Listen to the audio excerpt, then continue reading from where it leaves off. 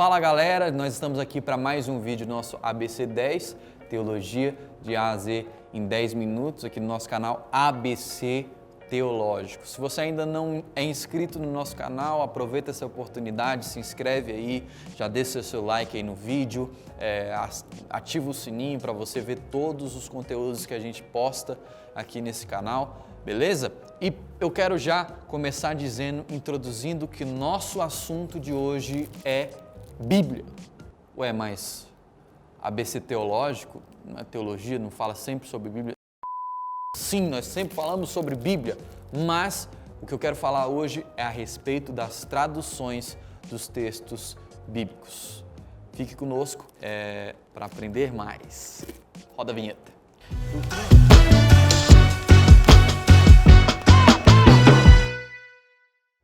Bom, a primeira coisa que eu diria para você é que o mais importante é você ler a Bíblia.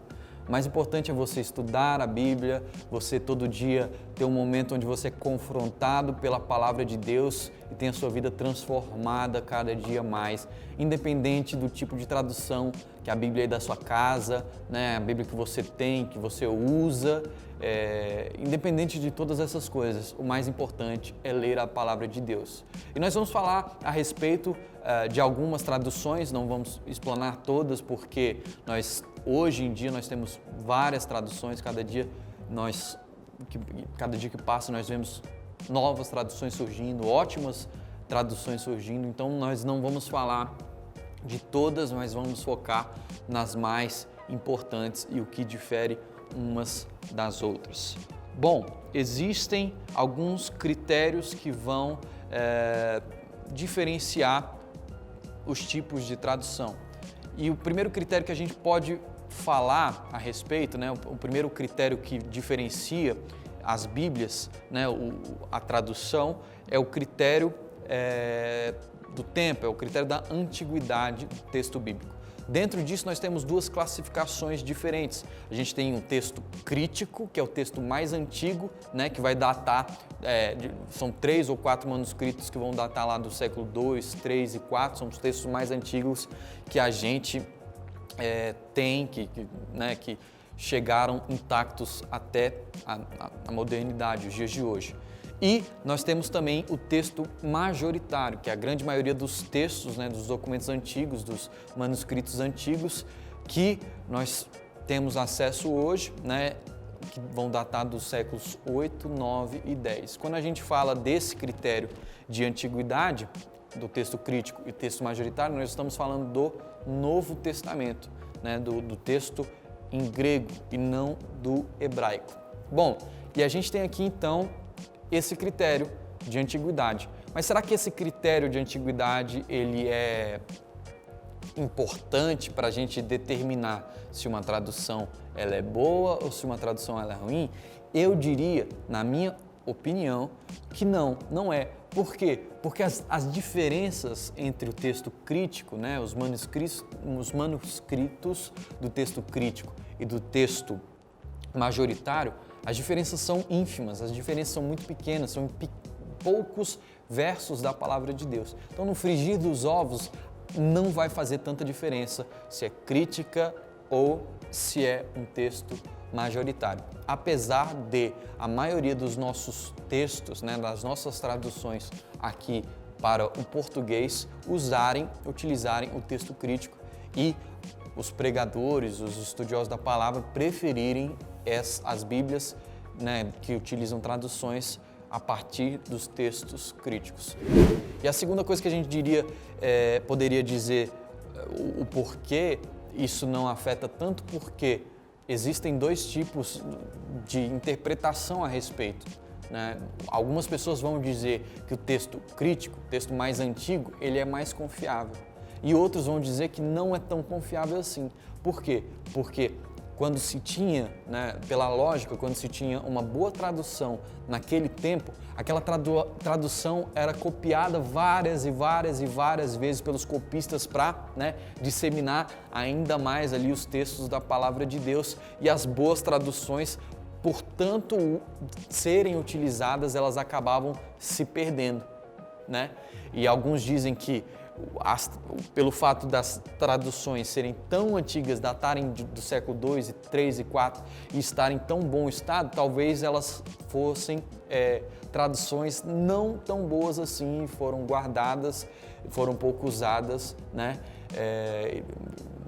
Ou seja, literalmente deixada de lado. Mas como eu te falei, para mim, para a maioria das pessoas que estudam o assunto, não é algo determinante para dizer se um texto, se uma tradução ela é boa ou ruim, né? O que mais vai determinar se a tradução é boa, se é ruim ou para que ela é mais adequada é o segundo critério, que são os métodos de tradução. Dentro dos métodos de tradução nós vamos ter dois métodos. A gente vai ter o método de equivalência formal de tradução e a gente vai ter o método de equivalência dinâmica, né? O que seria então método de equivalência formal? É um método que a gente sabe, né, o mais famoso, a Bíblia mais famosa, a tradução mais famosa que a gente tem no Brasil hoje é a Almeida Revista e Corrigida, ou seja, foi o método utilizado para tal tradução. E esse método consiste em traduzir palavra por palavra, dando sentido ao texto a partir da palavra. Ou seja, o tradutor, né, ali, o intérprete da palavra de Deus, ele vai olhando palavra por palavra, tanto no hebraico para o Antigo Testamento, quanto no grego para o Novo Testamento. E a partir daquela interpretação dele da palavra, ele vai buscar o significado possível daquela palavra em hebraico e grego que mais se adeque ali naquele texto. É muito interessante, se você não assistiu ainda um dos nossos últimos podcasts, o podcast que a gente fala sobre o livro Entendes o que Lês, que é justamente que a gente fala sobre um pouquinho apenas sobre as traduções, mas que a gente vai falar também sobre hermenêutica e exegese, que é um tema muito interessante de você aprender. Se você não assistiu, vai aparecer em algum canto da tela, clique aí e assiste esse podcast, vai ser muito revelador para a sua vida, muito edificante. E nesse podcast a gente vai falar sobre um exemplo que está lá em Filipenses 2:1 e que se a gente for ler na ARC, né, na Almeida Revista e Corrigida, a gente vai ver um termo que diz entranháveis afetos, ou seja, afetos das entranhas, das tripas, né? Se a gente for ler hoje, para nós, o português que a gente utiliza hoje não faz tanto sentido assim, eu te amo com amor das tripas, né? Não faz muito sentido. Ali Paulo estava querendo falar que ele amava ali no âmago do seu ser, que o amor dele vinha lá de dentro, né? E por utilizar esse método de equivalência formal, o tradutor ali da corrigida, quando ele foi traduzir, quando ele foi trazer a interpretação ali do texto, ele trouxe o mais literal possível que Paulo estava falando, entranháveis afetos.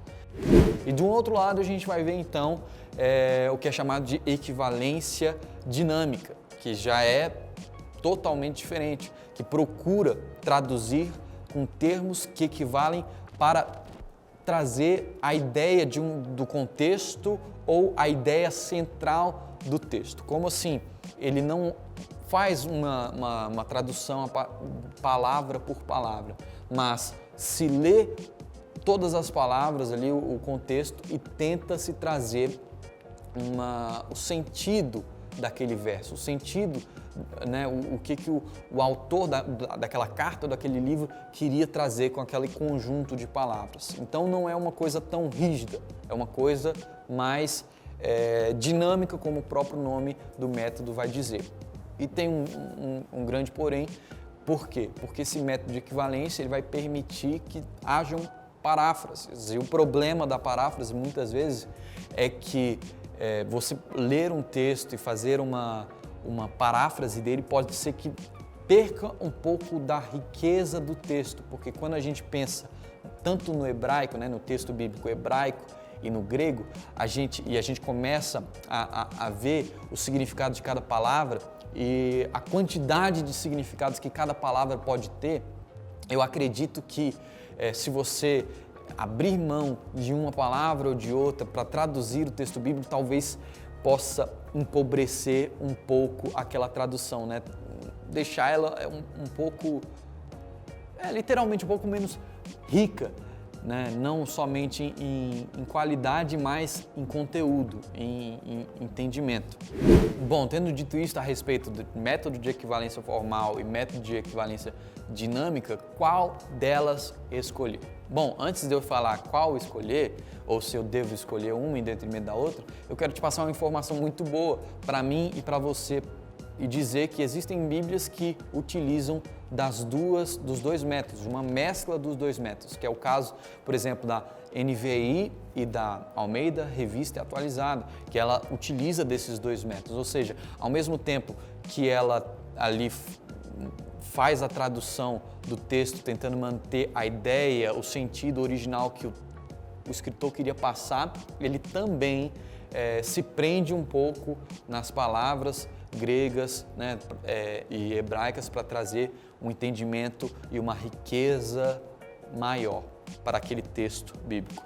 Então, a pergunta que fica no final, né, desse vídeo é qual Bíblia eu devo utilizar, qual tradução do texto bíblico eu devo utilizar. E mais uma vez, eu vou ter que ficar um pouco em cima do muro e dizer que depende do porquê você quer usar. Depende de qual o seu uso da Bíblia, para que você usa. Eu diria que se for para um uso na igreja, se for para um uso para a produção de sermões, de mensagens, né, ou estudos bíblicos, eu diria que a melhor Bíblia seria utilizando no método, no critério de antiguidade, um texto crítico e no outro critério, utilizando essa mescla, os textos que utilizam a mescla entre o método de equivalência formal e o método de equivalência